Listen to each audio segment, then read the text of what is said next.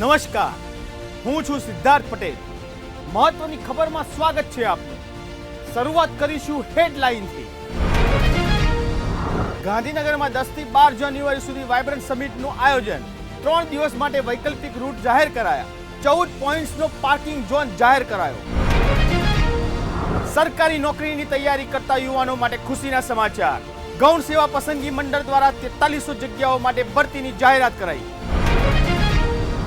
OPS મામલે શિક્ષણ મંત્રી કુબેર ડિંડોરનું નિવેદન. જૂની પેન્શન વ્યવસ્થા આગામી સમયમાં ભાજપ કરી શકે છે લાગુ. અમદાવાદ શહેરે હાંસલ કરી અભૂતપૂર્વ સિદ્ધિ. એઆઈ સર્વેલન્સ સિસ્ટમ લાગુ પાડનારું દેશનું પ્રથમ શહેર બન્યું અમદાવાદ. હવામાન નિષ્ણાત અંબાલાલ પટેલની આગાહી. અરબી સમુદ્રમાં લો પ્રેશર સક્રિય થતા ચક્રવાતની શક્યતા. ઉત્તર અને મધ્ય ગુજરાત તેમજ કચ્છમાં પડશે કાતિલ ઠંડી. રાજ્યમાં ભર શિયાળે ફરી માવઠાનું સંકટ. સૌરાષ્ટ્ર, ઉત્તર, દક્ષિણ ગુજરાતમાં હળવા વરસાદની આગાહી. મહત્વની ખબરમાં હવે સમાચાર જોઈશું વિગતવાર. ગાંધીનગરમાં આગામી 10 થી 12 જાન્યુઆરી સુધી વાઇબ્રન્ટ સમિટનું આયોજન કરવામાં આવ્યું છે. આ સમિટ દરમિયાન વડાપ્રધાન નરેન્દ્ર મોદી સહિત દેશ અને વિદેશમાંથી ડેલિગેટ્સ ગાંધીનગરમાં મહેમાન બનશે. આ સમય દરમિયાન ટ્રાફિકને લઈને કોઈ અડચણ ઊભી ન થાય તે માટે ગાંધીનગર કલેક્ટર દ્વારા પાર્કિંગને લઈને જાહેરનામું બહાર પાડવામાં આવ્યું છે. જેમાં 9 જાન્યુઆરીથી લઈને 13 જાન્યુઆરી દરમિયાન નો પાર્કિંગ ઝોન તરીકે કેટલાક વિસ્તારો જાહેર કરવામાં આવ્યા છે. જોઈએ આ અંગે ખાસ અહેવાલમાં.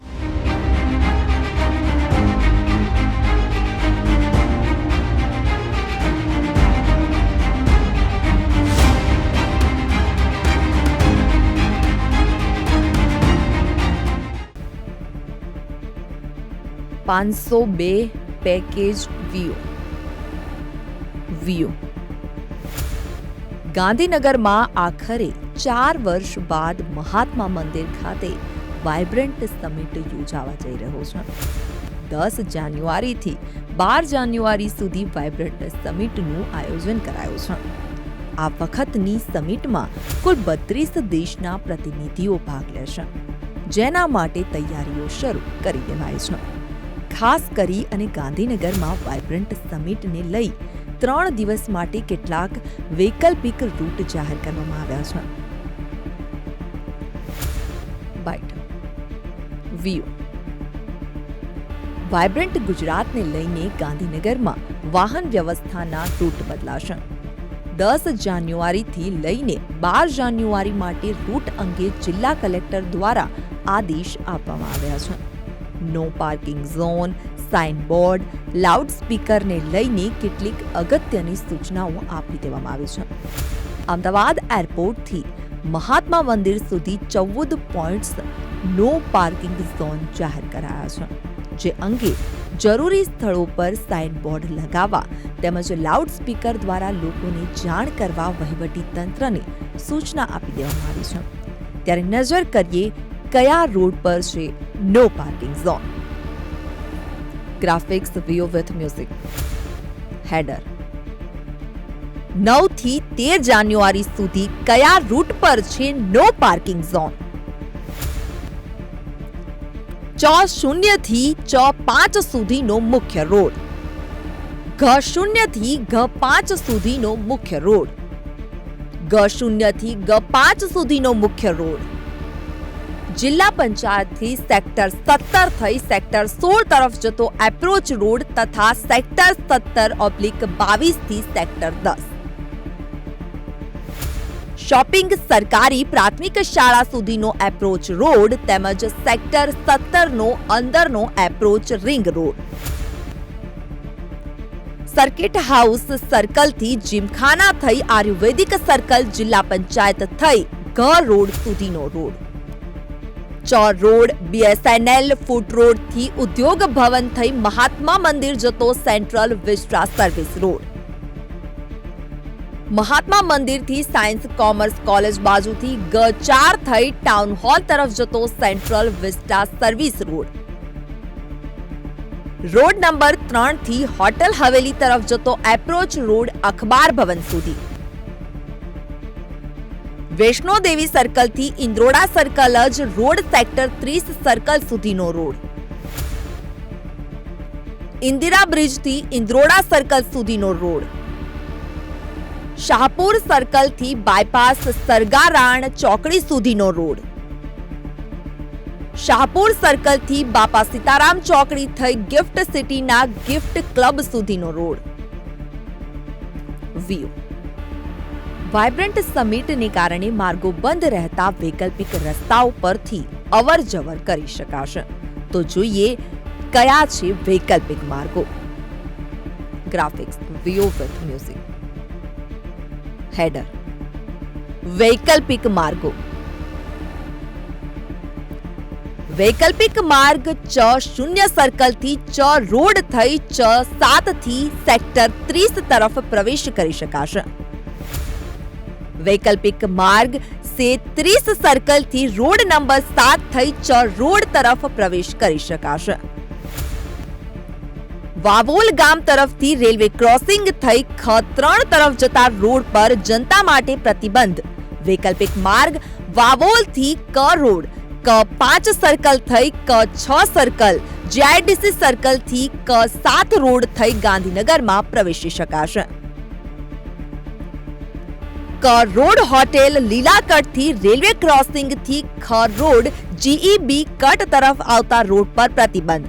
વૈકલ્પિક માર્ગ વાવોલથી ક રોડ ક5 સર્કલ થઈ ક6 સર્કલ જીઆઈડીસી સર્કલ થઈ ક7 રોડ નંબર 7 થઈ ગાંધીનગરમાં પ્રવેશ કરી શકાશે. ખ0 સરગાસણ 4 રસ્તાથી ખ5 સર્કલ સુધી મુખ્ય રોડ પ્રવેશ પર પ્રતિબંધ. વૈકલ્પિક માર્ગ ખ0 થી ખ5 બાજુ જતો વાહન વ્યવહાર ગ0 તરફ ડાયવર્ટ. વૈકલ્પિક માર્ગ ખ5 થી ખ0 બાજુ જતો વાહન વ્યવહાર ગ5 તેમજ ક5 તરફ ડાયવર્ટ કરાયો.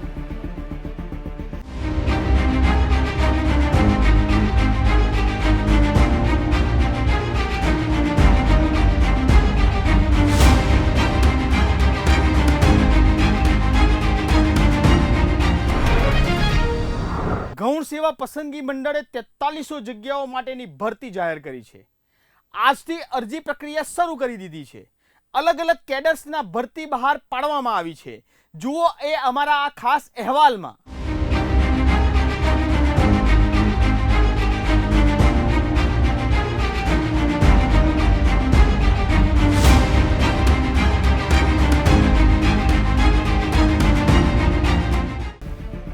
સરકારી નોકરી માટે તૈયારી કરતા યુવાનો માટે ખૂબ જ સારા સમાચાર સામે આવ્યા છે. ગુજરાત સરકાર દ્વારા નવી ભરતીની જાહેરાત કરવામાં આવી છે. ગૌણ સેવા પસંદગી મંડળ દ્વારા 4300 જગ્યાઓ માટે ભરતી બહાર પાડવામાં આવી છે. ગૌણ સેવા પસંદગી મંડળ દ્વારા junior clerk, head clerk, office assistant, senior clerk સહિત 17 કેડર માટે 4300 જગ્યાઓ માટે જાહેરાત કરવામાં આવી છે. ગૌણ સેવા પસંદગી મંડળ દ્વારા બહાર પાડવામાં આવેલી ભરતીમાં 4 જાન્યુઆરીથી એટલે કે જે આજે ઓનલાઈન ફોર્મ ભરવાના શરૂ થયા છે. 2 વાગ્યાથી ઓજાસની વેબસાઇટ પરથી ઓનલાઈન ફોર્મ ભરી શકાશે. તારીખ 31 જાન્યુઆરી સુધી ફોર્મ ભરી શકાશે. ગુજરાત ગૌણ સેવા પસંદગી મંડળ દ્વારા તૈયારી કરનારા ઉમેદવારોના હિતમાં આ નિર્ણય માનવામાં આવી રહ્યો છે. માનનીય મુખ્યમંત્રી સાહેબ અને માનનીય મુખ્ય સચિવ સાહેબનો આગ્રહ છે કે સરકારના વર્ગ 3ની જેટલી ખાલી જગ્યાઓ છે તે સત્વરે ભરાય, તટસ્થતાથી પારદર્શક રીતે ભરતી પ્રક્રિયા થાય અને આ સરકારનું લોક કલ્યાણ અને વિકાસના કામોને વેગ મળે. આજના ન્યૂઝપેપરમાં વર્ગ 3ની 4304 જગ્યાની ભરતી પ્રક્રિયા માટેના એપ્લિકેશન ફોર્મ મંગાવવામાં આવેલા છે. ઓજસના માધ્યમથી ઉમેદવારોએ બપોરે 2 વાગ્યાથી એપ્લિકેશન ફોર્મ કરી શકશે. તારીખ 31 જાન્યુઆરી મિડનાઇટ સુધી 11:59 કલાક સુધી એપ્લિકેશન ફોર્મ સ્વીકારવામાં આવશે.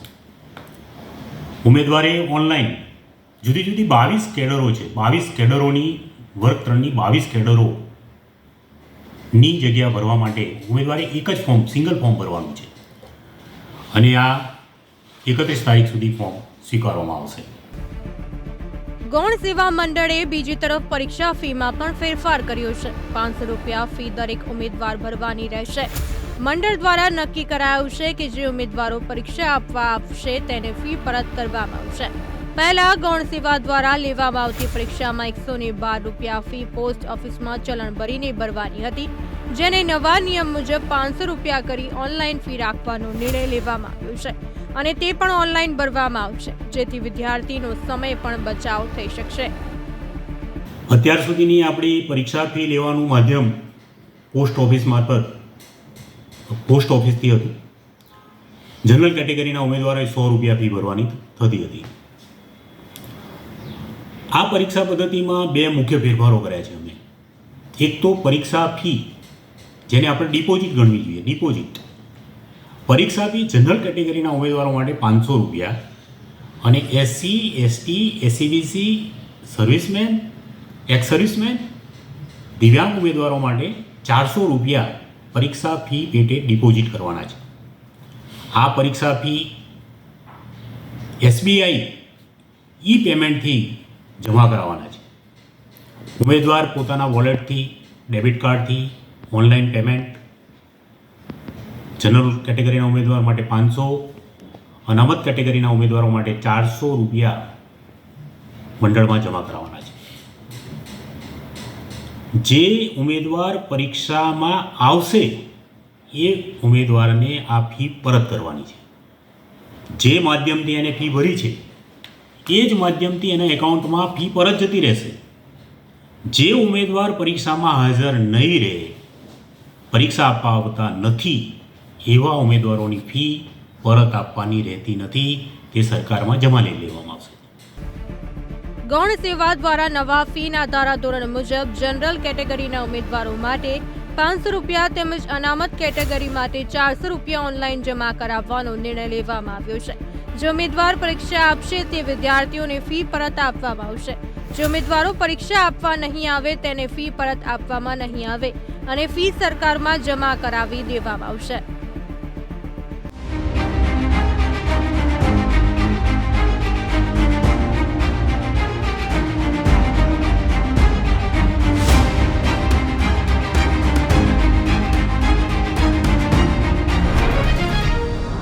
જૂની પેન્શન વ્યવસ્થા લાગુ કરવા આંદોલનો થઈ રહ્યા છે. આ બધાની વચ્ચે શિક્ષણ મંત્રીએ મહત્વનું નિવેદન આપતા કર્મચારીઓમાં એક આશા જાગી છે. સાબરકાંઠામાં શિક્ષણ મંત્રી કુબેર ડિંડોરે કહ્યું કે જૂનું પેન્શન વ્યવસ્થા આગામી સમયમાં લાગુ થશે. આ સાથે તેમણે કહ્યું કે ભાજપ સરકાર જ ફરી જૂની પ્રણાલીને જાગૃત કરશે. જોઈએ એ આ અંગે ખાસ અહેવાલમાં.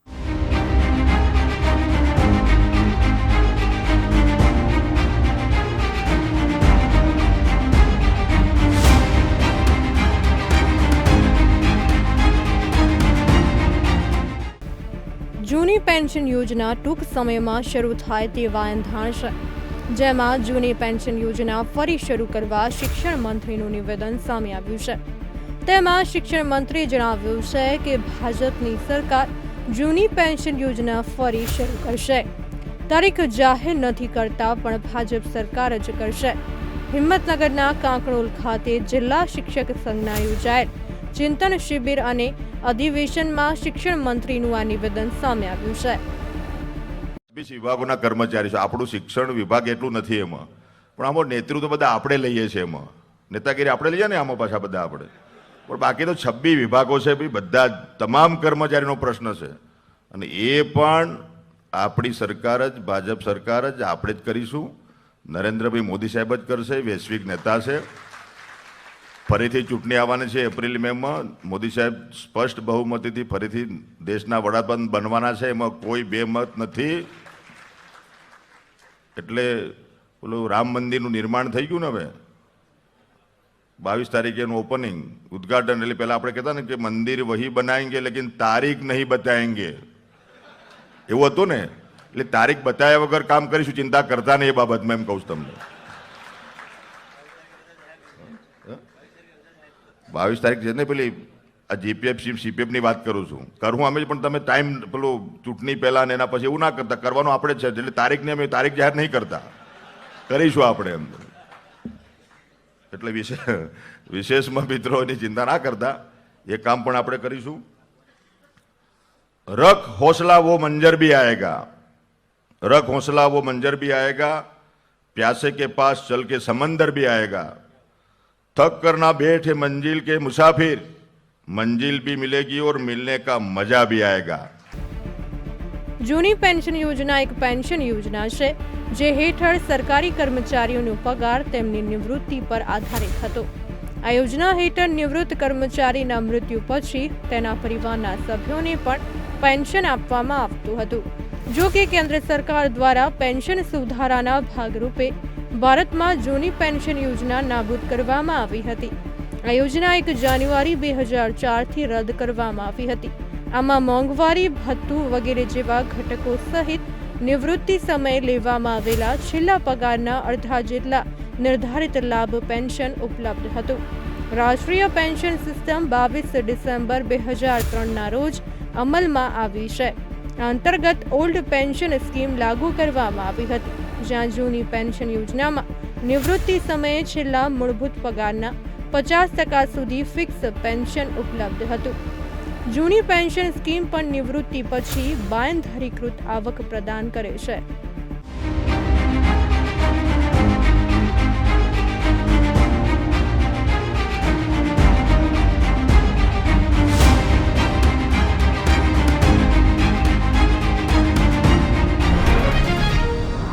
એઆઈ સર્વેલન્સ સિસ્ટમથી સમગ્ર શહેરની ચોકી કરનાર અમદાવાદ દેશનું પ્રથમ સિટી બન્યું છે. પાલડીમાં એઆઈ સર્વેલન્સ સિસ્ટમ સેન્ટર શરૂ કરાયું છે, જે 460 ચોરસ કિલોમીટર એરિયાની ચોકી કરશે. એઆઈ સર્વેલન્સ સિસ્ટમ શું કરશે, કેવી રીતે કામ કરશે, કયા લાભ થશે, જોઈએ એ અમારા ખાસ અહેવાલમાં.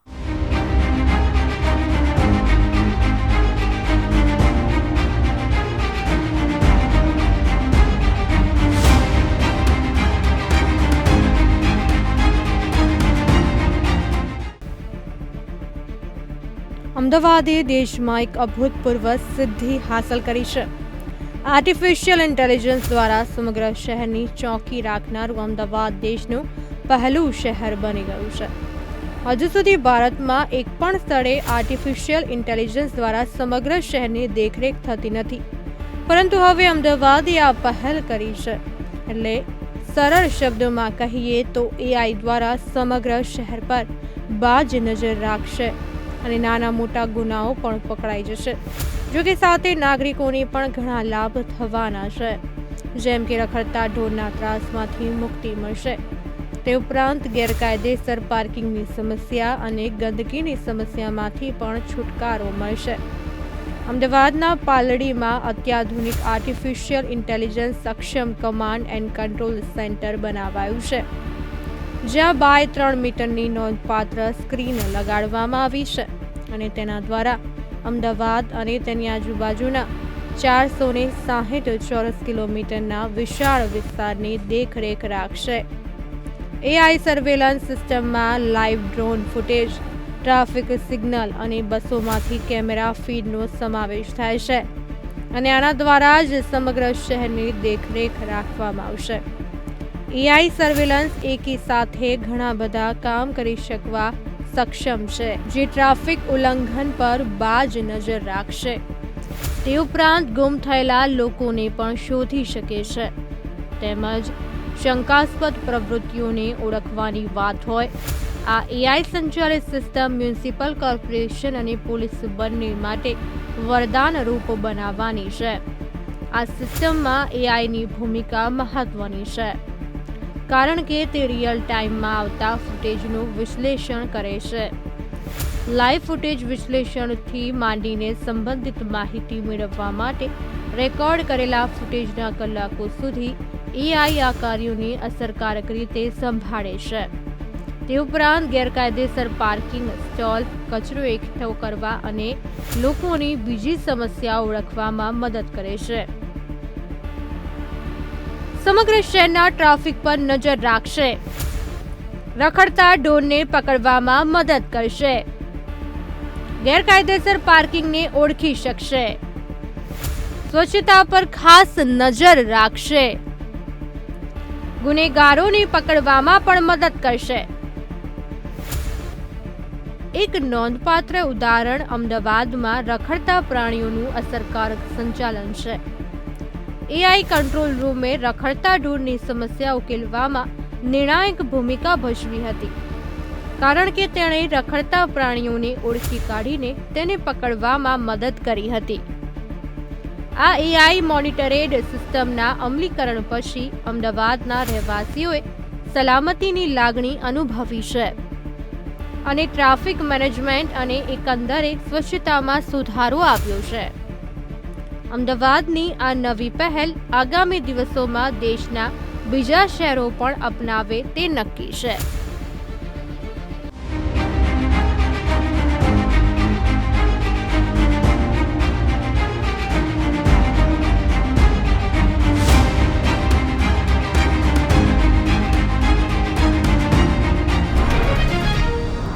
ગુજરાતના વાતાવરણમાં મોટા ફેરફાર જોવા મળી રહ્યા છે, ત્યારે હવામાન નિષ્ણાત અંબાલાલ પટેલે મોટી આગાહી કરી છે. વેસ્ટર્ન ડિસ્ટર્બન્સને કારણે ગુજરાતના વાતાવરણમાં મોટા ફેરફાર આવવાની શક્યતા છે. ગુજરાતના અનેક વિસ્તારોમાં કાતિલ ઠંડીની સંભાવના છે, ત્યારે અંબાલાલ પટેલે હવામાન અંગે શું કરી છે ચોંકાવનારી આગાહી, જોઈએ એ અમારા આ ખાસ અહેવાલમાં.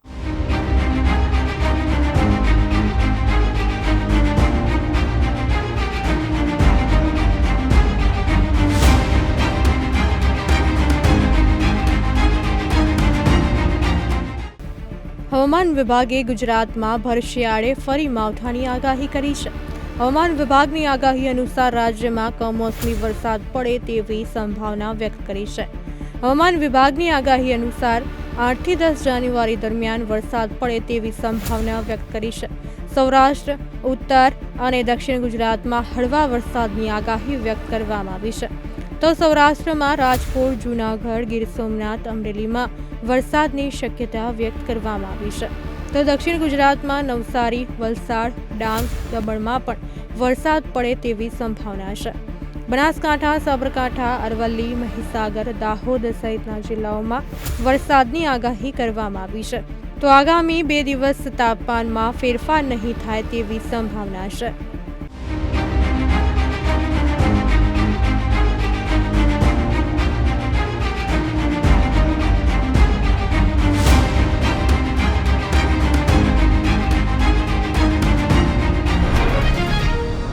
રાજ્યમાં ફરી એકવાર માવઠાનું સંકટ સર્જાય તેવા એંધાણ છે.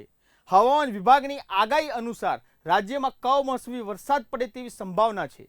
8 થી 10 જાન્યુઆરી દરમિયાન વરસાદ પડે તેવી સંભાવના વ્યક્ત કરી છે. જોઈએ એ અંગે આ ખાસ અહેવાલમાં.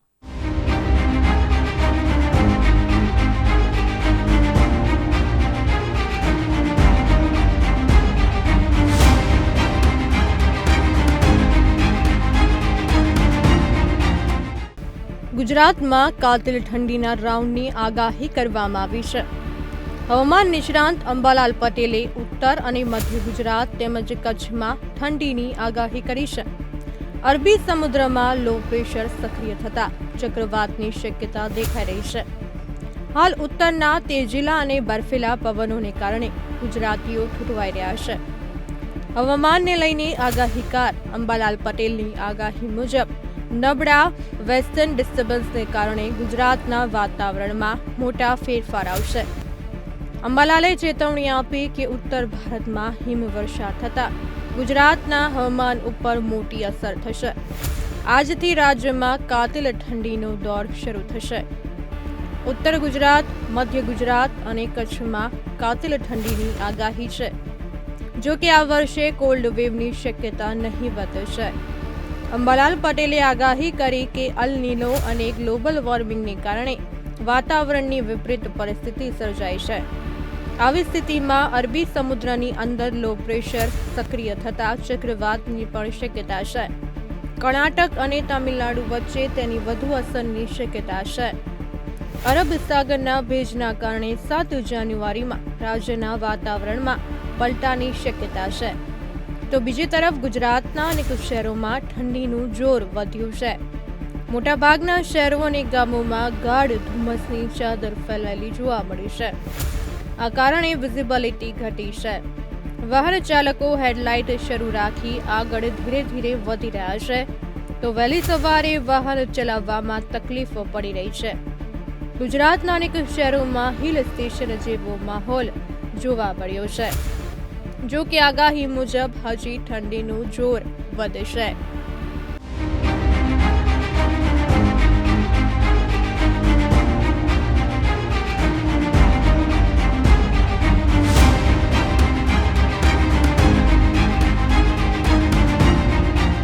મહત્વની ખબરમાં ફરી મળીશું આ જ સમયે. ત્યાં સુધી જોતા રહો બુલેટિન ઇન્ડિયા, ભરોસો ગુજરાતનો.